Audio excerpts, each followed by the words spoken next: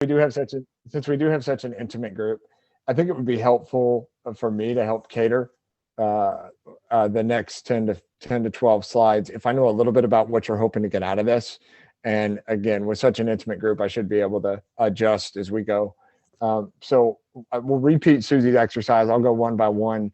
And if you just want to give me an idea of something specific you're hoping to hear or something specific you're hoping to learn, and if there's nothing, that's fine too. But let's go with Shannon first. Shannon, anything particular you want to hear today? I don't know. I'm always learning new things. So I just want to Okay, hear what you have to say. So perfect, perfect. Chris, I don't have your name in front. Did you say Callie? The Canoe Kentucky team? Hey, yeah, that is Callie, correct. Okay, got it. I don't know if I have anything pinpointed specifically. I guess if something pops up that we're a bit more interested in expanding on, or when we talk at the end, for sure. Yeah, perfect. Thank you. Evan, anything from you? Hey, I'm just here to learn and kind of see what all you guys do, but I'm always just looking to learn and grow my business and see how I can do better. Excellent. Perfect. And Elizabeth, anything from you? I'm just kind of excited to see what you all offer and if there's anything that we could learn and grow from. Excellent. Okay, perfect. This ought to be good then. So moving real quick, just to look at an agenda. Here's what we're going to cover. We'll talk just at a high level about what Venture Labs is so that there is some frame of context, some frame of reference. Then we'll talk about why innovate. We'll help everybody quickly figure out if you're innovative or not. A couple of steps you can take to be a little bit more innovative, regardless of size of company or industry. We'll look at a case study with the Lexington Legends, which really brings a lot of it into one place and makes it easy to see. And then we'll talk about what to do next if you want. So first, in order to know a little bit about Venture Labs, it helps to know Awesome Inc. If you're not familiar, Awesome Inc. is a big driver of the entrepreneurial startup ecosystem in Central Kentucky. Awesome Inc. for the last 11 years has driven the creation and education of technology and entrepreneurship throughout the state. And there's a number of different ways that they've done that, but a few of the key ones are there's a software development company in-house called Apex Software. Awesome Inc. teaches people of all ages to code and even has a guaranteed job program for people who go through the coding boot camp. There's a co-working space in downtown Lexington, and there's a fellowship for a one-year fellowship for companies just getting off the ground, where it's a founder and they're revenue positive and they really want to throw some gasoline on it and become a high growth company. And those are just a few examples, but again, Awesome drives the creation and education of technology and entrepreneurship. But up until about a year and a half ago, if you didn't know, or if you didn't fall anywhere in that framework, you probably didn't know Awesome, or you probably didn't really need to connect with Awesome Inc. Until we created Venture Labs. And Venture Labs, in a nutshell, solves corporate problems and helps the corporate world stay more innovative by finding the right ways to plug into that startup ecosystem, connect within that startup ecosystem, and learn to think more entrepreneurially. So again, Venture Labs is that connection point that helps the corporate world stay more innovative by leveraging entrepreneurial thought and resources. To add a layer of detail to that, there is a very complementary relationship between the business world, the corporate world, and the small business world, and high growth startup mentality. Corporates usually have people and process and budget and structure, but they aren't that nimble and they aren't that quick. And on the other hand, startups have none of those things, but they're really quick and they can get through ideas very quickly, find the ones that work, get traction with them, and move forward. A lot of the folks on this call probably fit into maybe a hybrid even between the two. And Venture Labs has created that safe place for those two mentalities to come together to create that really effective collaborative relationship. So before we talk about why it's important to innovate, let's look at a really good example of what happens when you don't. And we love this example with Venture Labs because it really pinpoints a couple of the pitfalls here. A quick backstory. In the mid 1970s, Kodak owned over 90% of the photography market. 9 out of 10 people that bought film or bought a camera, they were buying Kodak. That is market share beyond belief. That is the gorilla in the room when you have that kind of a market share. And then in the late 1970s, a Kodak engineer that had Kodak on his shirt went to his boss and said, "Hey, I just invented a way to take a picture without film. I'm calling it digital photography." And Kodak executives said, "Kill it. Don't do anything with it. We're a film company. Why would we want to popularize taking a picture without film?" Well, fast forward to now, 50 years later, Kodak has less than 20% of the photography market. Now, I picked that example for a couple of reasons. A, it's a recognizable name. B, it's an industry people can wrap their head around. But C, it's the really dramatic example, right? Like that is the doomsday scenario.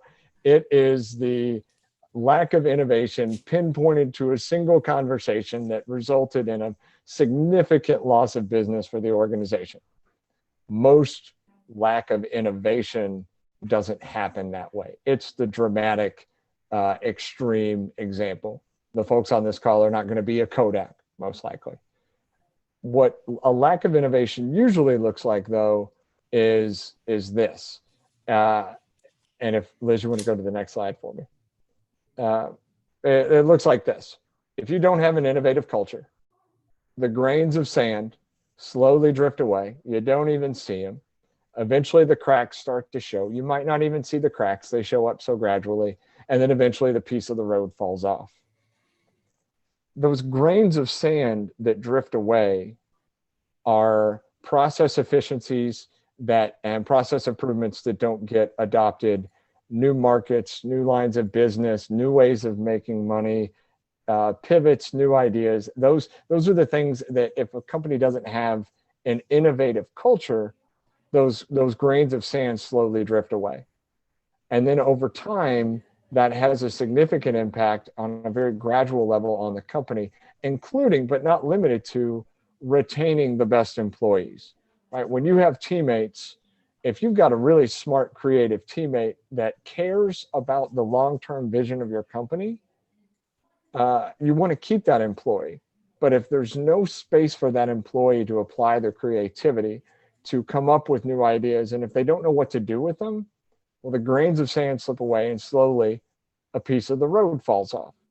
So that's why it's important to innovate, because the single best asset of any company are the ideas and the creative problem-solving ability of all of the people within their organization.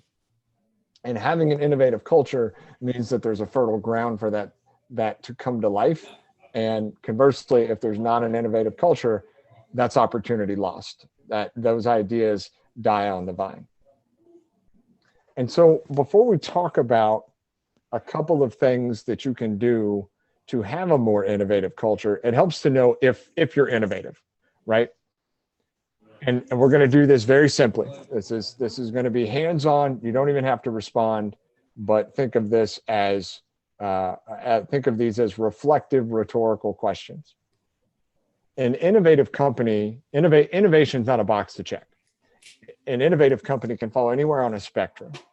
On one hand, you've got the type of company where senior management comes up with the strategy, doesn't really tell people what the strategy is, but tells all of the employees what they should do. When you have that kind of a company, the only ideas are in the C-suite. The only ideas are in the leaders of the company. Everybody else becomes a button pusher. Okay, that's not innovative. That's missing opportunity. The grains of sand are sweeping away. On the other end of the spectrum, you have companies that are so far out there, like Google, that are telling all of their gigantic number of employees to spend 20% of their time on projects that aren't their day-to-day. And they're growing entrepreneurs in-house, and they're growing startup companies in-house and partnering with high-tech startups and all that. So huge, huge spectrum. Everybody falls somewhere on that. But regardless of where you fall on that, there's always opportunity to be gained. So here's the questions to figure it out. In your company, where do new ideas come from? And in some of you, I think, likely act like sole proprietors.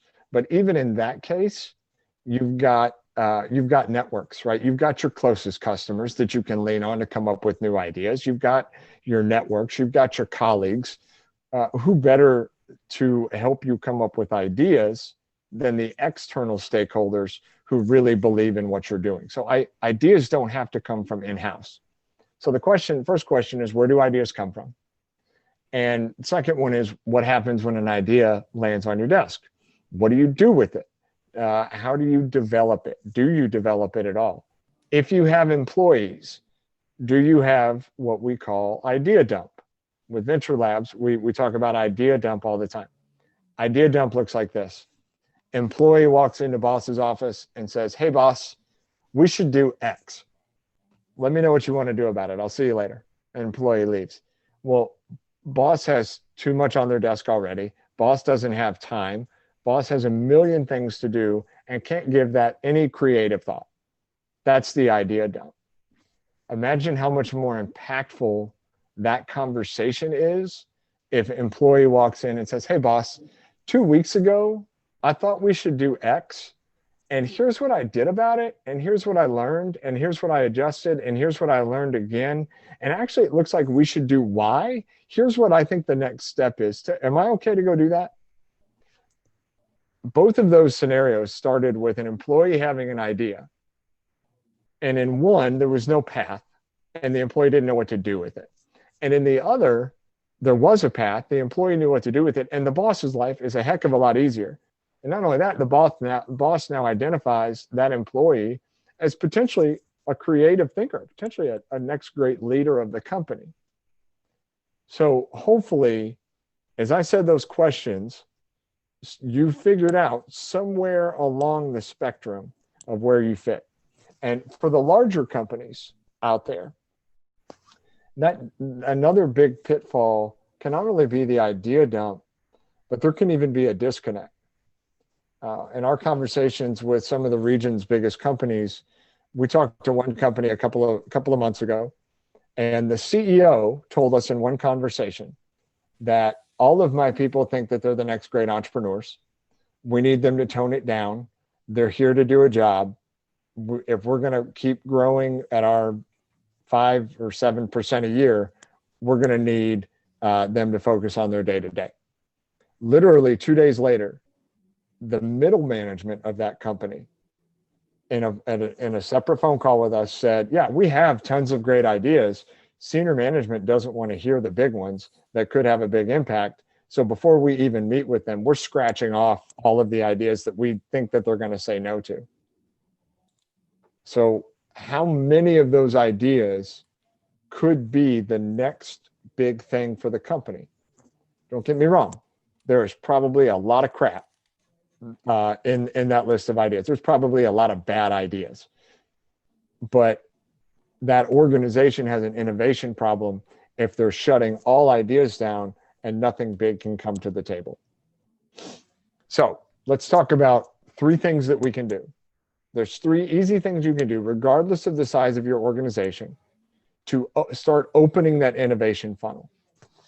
And I'll go ahead and say, at Venture Labs, sometimes at first, this kind of a conversation and these principles can seem like a nice to have. At Venture Labs, this is preventative maintenance. Okay, this is getting your oil changed every 3,000. This is, or 6,000, let's be honest. Or this is your annual physical, right? This is preventative maintenance to ensure that at least at some point, all of your employees have the opportunity to impact the long-term future of the company in a positive way. 3 things you can do. 1, every single person in the company needs to know the long-term strategy of the company. I'm not talking about quarterly goals. I'm not even talking about annual strategic plan. I'm talking about everybody needs to know the 5 to 10 year vision of the company.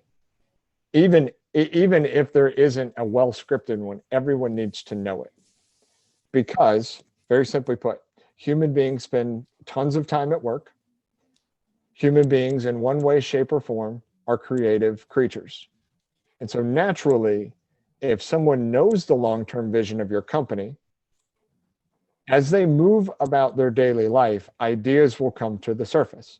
So if you don't share the long-term strategic vision, those ideas will never happen. You have to plant those seeds of here's where the company's going.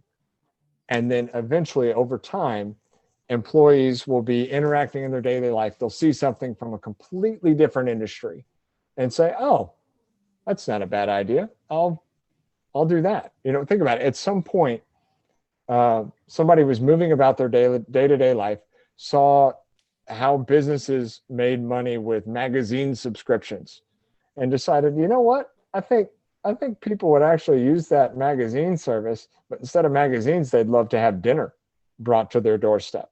Well, now there's tons of companies out there that, like Blue Apron or any number of them, that bring your dinner to your doorstep, right? And so borrowing business models occurs all over the place. If your employees don't know your long-term strategic vision, they'll never bring that outside idea, tweak it for that vision. Second, as those ideas come to the surface, as your employees have ideas, they have to have a place to run with them a little bit. Again, human beings are creative creatures.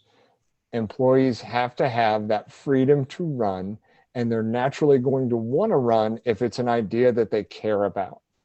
Okay, people, when they go to work, there's things they like and there's things they don't like. But in almost every case where an employee has their own idea, if they've got the freedom to run with it a little bit, now you've got a passionate employee who cares enough about your company to have new ideas, and you're giving them the space to run with it. That's a very empowering thing. Now, what I just said can be a very scary thing to a business owner, because you're paying an employee for their time, and you're probably specifically paying them for a number of tasks and a number of jobs to be done. And anything that's not on that list can seem like a waste of time or can seem very scary. So here's the basic principles. As management of a company, you have a responsibility to build a space where your employees can run creatively, or again, your external stakeholders can run creatively, that is unencumbered, that there's tons of space to move around. You're okay with failure in that space, and it can be built in a way that's minimally disruptive to the organization. At Venture Labs, we use the analogy of a swimming pool. First of all, swimming pools are built where they make sense, right? They're not disruptive to the day-to-day flow of everyday life. Nobody puts a swimming pool in their front yard. Nobody puts a swimming pool in their living room or their kitchen. Swimming pools go in the backyard where they'll make sense, where they do not disrupt your ability to get your breakfast, right? The day-to-day flow of operations stays the same, but they're there. And when you want to get wild and creative, there's a swimming pool that you can go use. Second, it needs to be unrestricted. This is the second point that I said. If you put a swimming pool in a backyard and you bring a bunch of people over, you will have people sitting on the side of the pool. You'll have people swimming back and forth and laterally, and they'll dive down for things, and they'll play Marco Polo, and they'll do cannonballs and can openers, and the game where you sit on the side of the pool and you throw the ball into the middle of the pool and people dive in and catch it. And then eventually you get two people and they're trying to throw the ball back and forth, and then you're trying to throw it in a goal. Thousands of different ways to use a swimming pool. But the minute you put lanes in that pool, you are immediately dictating that there is one way and one way only to use that pool. So senior management, bosses, owners of companies, your job is to create the pool, put it in a place that makes sense but keep the lanes out of the pool. Don't dictate to people how they use their free creative space. Let them run. And then finally, be okay with failure, right? Not everyone who tries to do a cannonball is going to do a good cannonball. Some people are going to end up doing a belly flop. If you're my kid, you're going to do a belly flop and you're going to start crying, but you're going to learn from it. And the next time you do a cannonball, it's going to work out really, really well. Sometime we'll talk about how it actually happened that she tried to do a cannonball and ended up flat. Hiltons are not graceful. So create the space, put it in a place that makes sense for the day-to-day, or do it in a way that's minimally disruptive to the organization. Be okay with failure and let your people run.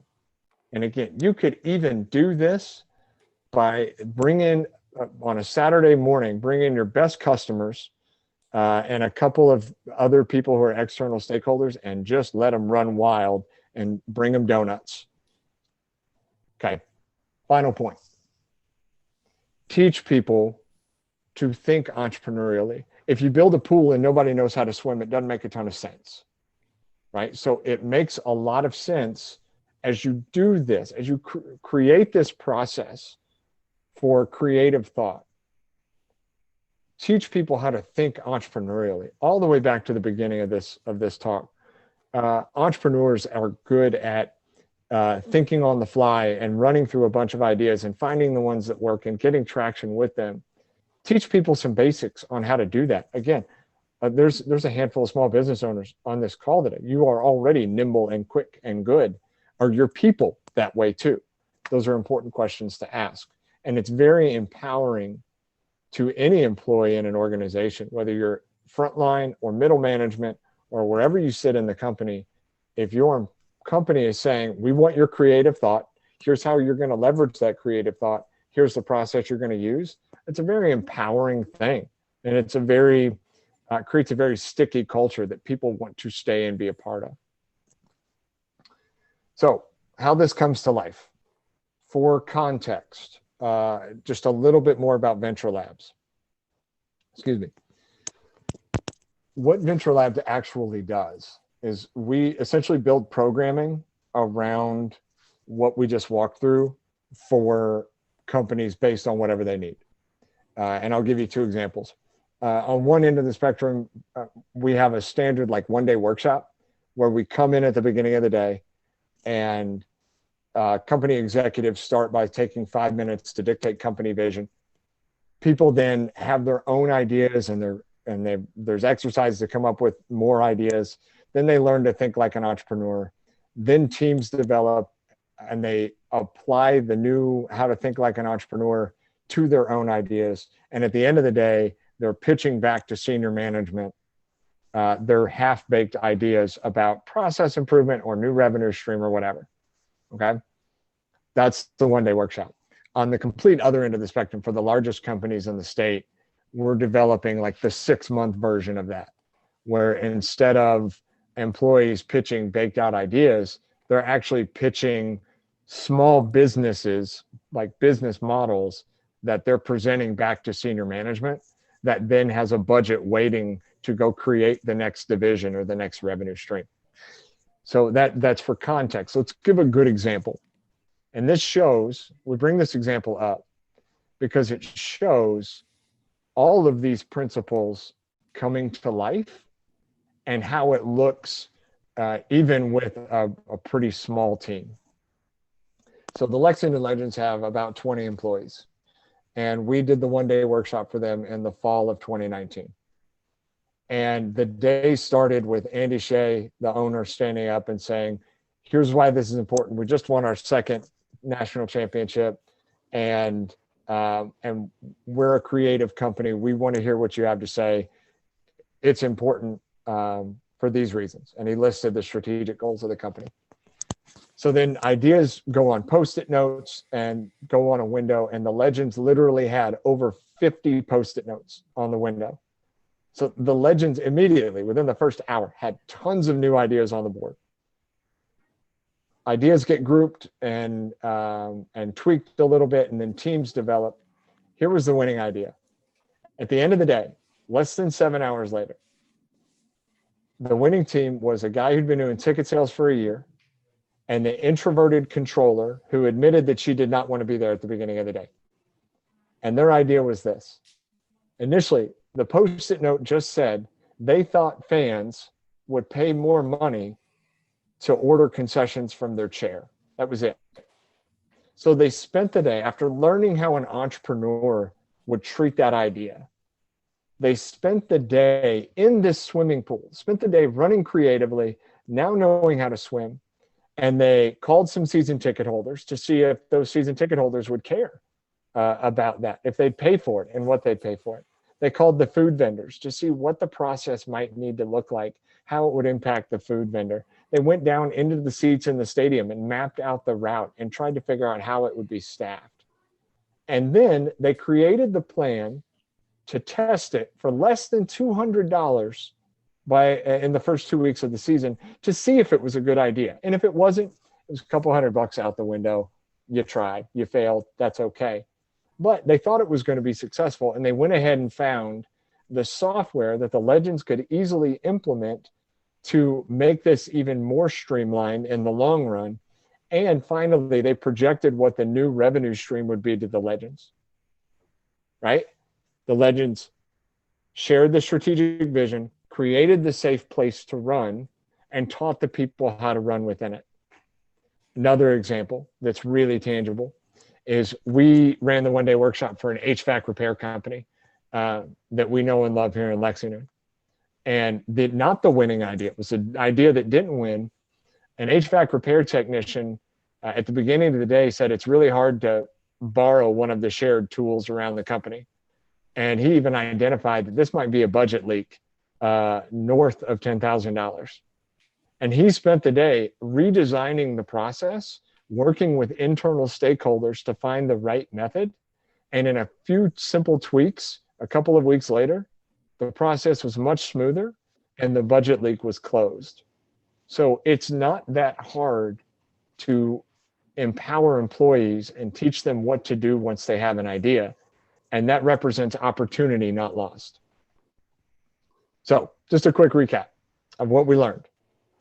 Regardless of size of company, it is possible to innovate in a controlled and unrestricted way.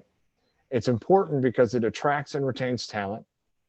It creates both top and bottom line impact, process efficiency, and new revenue. And it creates creative problem solving.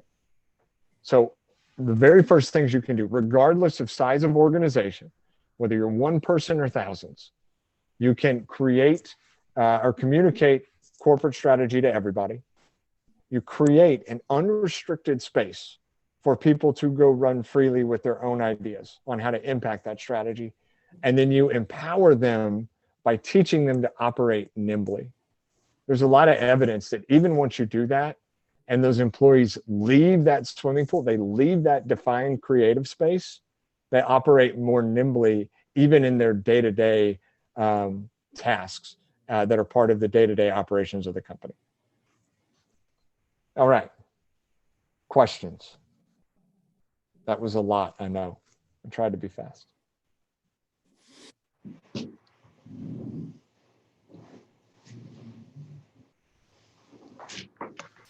While you're thinking of questions. Oh, somebody's got a question. Good. Okay. So how do you, trying to figure out the best way to phrase my question, put my thoughts into one phrase. Let's say there are ideas, suggestions for important things like day-to-day. Mm-hmm. How do you, I know we were talking about creating the space over here, but how do you, navigate through bigger ideas that could have more of a change to what some of the main roles or day-to-day objectives are for your business? Good question. And the answer sits right on the backbone of empowering employees, respecting that employee's ability to creatively impacting the company, even in the day-to-day, and understanding and believing that even when they misstep, it won't be that bad. Okay, failure's okay. Here's a great example. Most people are aware of Southwest Airlines. A lot of people don't know their backbone or their backstory. The airline industry, when Southwest was coming up, I believe in the 70s or 80s, the airline industry was this behemoth. No airlines made money. They were largely government funded. And Herb Kelleher was the attorney for Southwest Airlines. And he spent all these years fighting legal battles. And he swore that when he finally had clearance to go launch his airline, he was going to do it differently. So they're a phenomenal story of innovation 100 ways over. But one tactical thing he did, Susie, to answer your question, the typical airline customer service book was hundreds of pages long, dictating what an employee did in every single situation, even regarding customer service. Herb trimmed that hundreds of pages down to 30. And in doing so, he empowered his frontline employees to make their own decisions about what's right and what's in the company's best interest. Okay, so this would be, this would be like, let's look at Canoe, Kentucky, for example. If Canoe, Kentucky had somebody working for them that said, you know what, I really think we're going to sell more life vests if we put them over in this part of the store, if we rearrange the store this way. And the owners of Canoe, Kentucky, let them do it. Let them try it for a weekend, see what happened. And if it works, great. If it doesn't, fine. What do we learn from it? Not all organizations have that, give their employees that level of freedom. Everything's got to be checked on the way up. So, Susie, to answer your question, a big thing that a company can do is trust its employees to make their own decisions for what's best for the company in those smaller situations. Good question. Any other questions?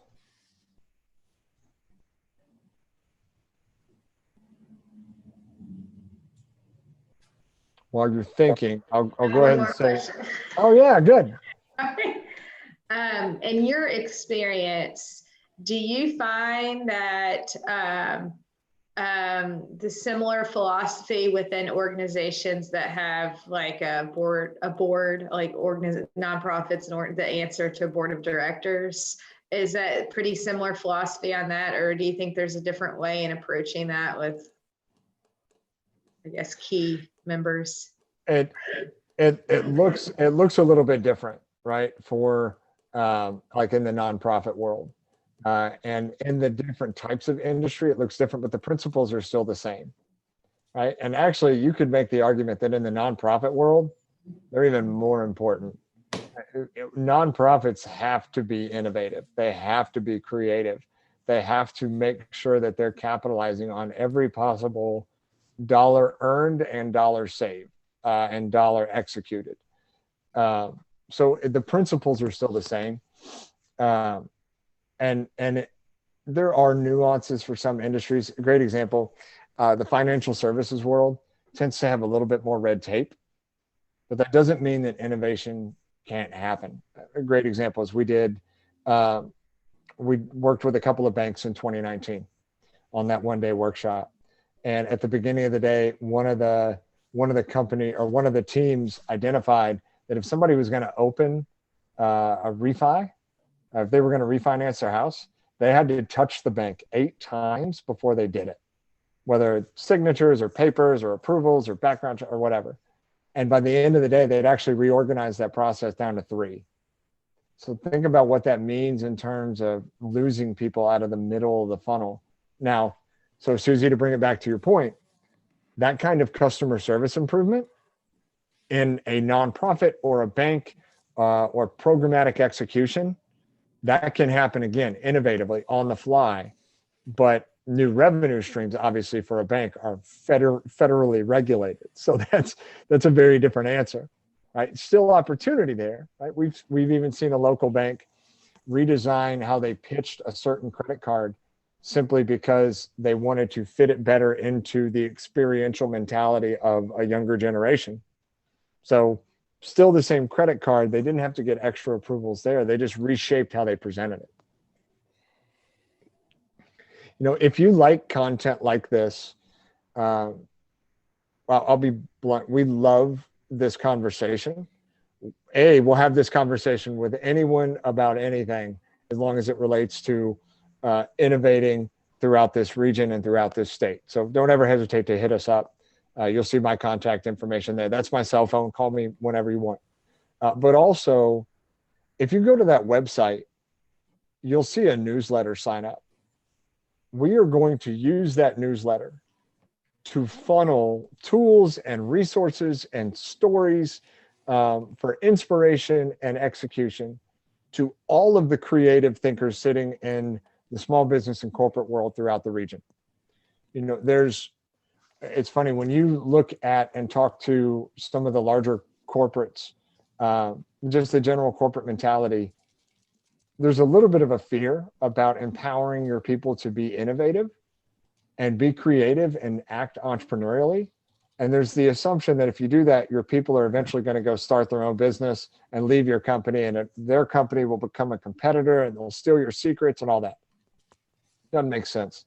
And it doesn't check out, right? What's more likely to happen is you've got people on your team already in your network that like to think creatively, that have no interest in ever starting their own business. We're going to take care of those people. We are going to funnel resources and information at those people on a regular basis, once a month, to make their lives easier, make them better at what they do, and make their organizations better in the long term. So if you are at all interested in more stuff like this, go ahead and sign up for that newsletter. Any other questions from anybody? This isn't, well, this is sort of a question, Yeah. weird question. So I do see where you, Awesome Inc.'s doing Startup Weekend virtually this year. How's that going to work? And can you do a little promo on that? Liz, I'm going to let you run with that. Yeah, happy to. So this is actually, we're excited. This is the first year that we're not just doing Startup Weekend Lexington, but we're doing Startup Weekend Kentucky. So Lexington and Louisville and a couple other regions are coming together to do, it's likely going to be a hybrid, a virtual and in person. You can choose to do either. For those of you not familiar, Startup Weekend is a really cool experience. A company called Techstars started it, and basically it's an opportunity for any community member to join, to come for a weekend, bring an idea, or come with no idea, join teams around ideas, and then build those ideas in a weekend. It's similar to what we do at Venture Labs, but sort of for the community. Awesome Inc. has been helping run Startup Weekend for, I think, almost 12, 13 years. And this year we're doing it with Louisville. So it'll be in November as usual. And we're really excited to kind of bring a lot of the cities together. It's a cool way that the state's kind of joining together to let people in the tech and startup and entrepreneurial world come together. So we love it when corporate employees join. We love it when, we honestly don't care who you are. You could be a graphic designer. You could love canoeing. We don't care. Come and like join a team. We make it kind of a party and you get to build ideas and have a good time. So that's my pitch. How'd I do? Excellent. I'll let Shannon. So Shannon, Shannon, if you want, like, yeah, I've done Shannon, it a few years. I've done it several years, and I got to the point where I'm getting old and it's tiring for me. So I'm thrilled to see it's going to be virtual. I'm like, maybe I could do that. Yeah, absolutely. I think it'll be a lot more accessible to people. And we love hearing the personal referrals. So we'll be sending out details. If you've attended in the past, you'll likely get some information about the specific like dates and times. Yeah. And I like it because it's a great mix of people, and everyone from students to, really experienced professionals. So everything in between. Yeah. Yep. It's a fun way to get to know your community in a really different environment.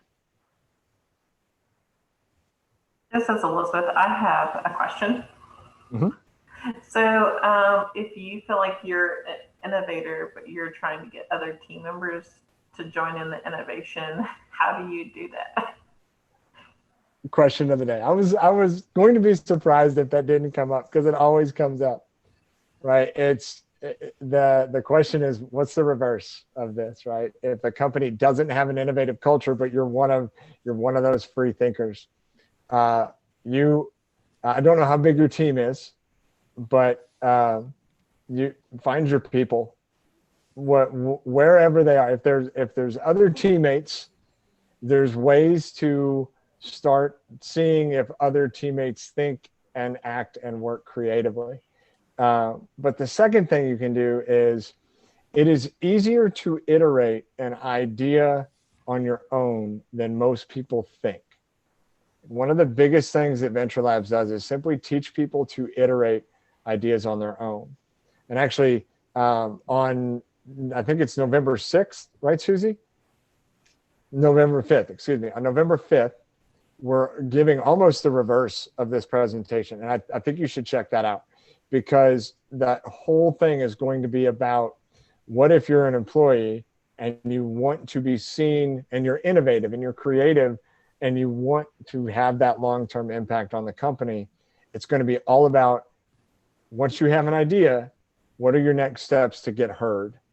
But in general, it's going to boil down to the concept of, if you can back your idea with fact and learning and data, you're going to be much more likely to be heard. You know, every company, every management wants to make money, and they want to have a profitable business, and they want to grow in a certain direction. So A, understand that strategic direction. But B, if you can take something to a company and say, here's my idea, here's what I've done so far and what I've learned, here's the impact I think it's going to have on the company, and then it's ultimately going to be up to them to say yes or no. There is still a hurdle at some point, but you could iterate an idea a little bit faster than you think. If you want to explore that, feel free to give me a call or drop me an email. We could even talk through a specific situation if you want. Yeah, because we've done some of that. We actually went into virtual exams back in May with COVID. You know, we were trying to figure out, how do we get, a lot of patients were needing exams, but then also limit our exposure. So we did over 75 virtual exams for patients for ortho in a couple months, which is like way more than we've ever seen, sometimes in a few months in person. So it was great, but then just trying to get everyone else feeling like this is an awesome way to utilize services for patients in the long run. Not that we would never offer in office, because it's always best to have a in person, but just trying to figure out how you show that you've proven the idea and the concept and how it actually has worked, but then also trying to make sure it stays a longevity of a process to help innovate the business to continue to meet the demands of the market beyond just COVID. Good for you all. What a great pivot. That's awesome. And what I really like about that is 75 is a good sample set. Like you can get a really clear indication from 75 of what worked, what didn't, and what you need to learn, and other tweaks that you might be able to make. And then keep pushing.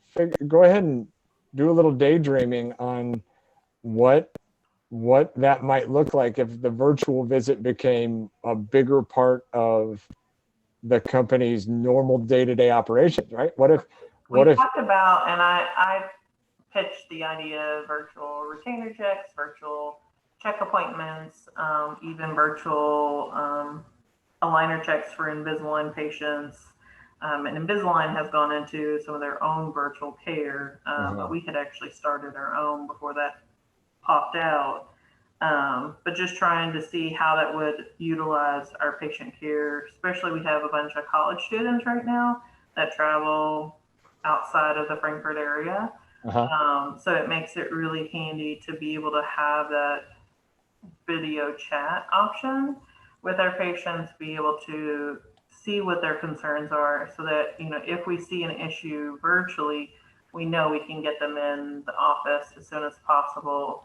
And if we're utilizing that more that way, and we're not cleaning chairs and we're not having to re-sanitize everything in between patients because we're doing some of those virtually, then we could get those patients that do need to come in sooner than later in the office,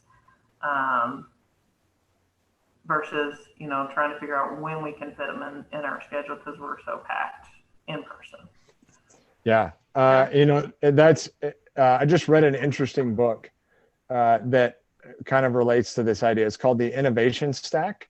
It was written, most people know Square, the payment processing company. Yes. Square was started, one of the two founders was one of the guys who started Twitter.